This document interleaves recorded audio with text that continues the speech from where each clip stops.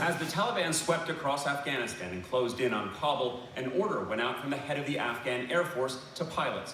Get in your aircraft and get out of the country. The pilots, many of whom were trained by the United States, took dozens of planes and helicopters, flying north to safety in Tajikistan and Uzbekistan.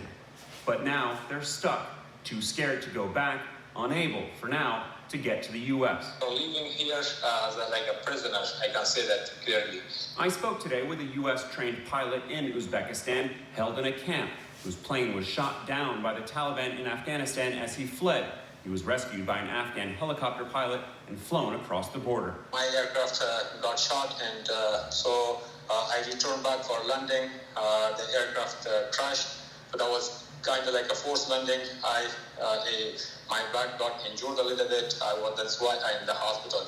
The pilot is a colonel we are not naming for security reasons. He says he is one of over 460 pilots, mechanics, and others in Uzbekistan.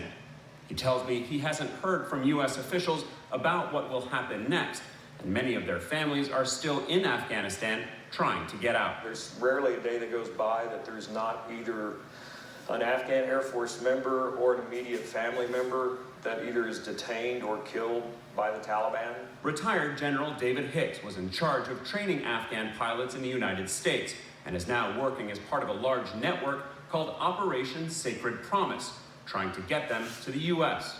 It's all volunteers, former servicemen, some civilians that are actually joined the team, and then there's some that are still active duty, and they're doing all of this on their personal time, trying to get these folks out. And it's been a roller coaster ride for the last 3 weeks. Hicks says he's also in touch with the U.S.-trained pilots in Tajikistan, where he's told there are over 140 Afghan personnel and 13 aircraft. For help, Hicks reached out to lawmakers in Congress, including Representative Austin Scott, whose Georgia district some of the pilots trained in. People understand these are people that fought with the United States on our side of a two-decade war, and I'd like to see them allowed to come to the United States, fully vetted, come to the United States as people who fought with our troops to protect our troops and did the right thing that the United States asked them to do. Scott says Uzbekistan wants the Afghans out of their country.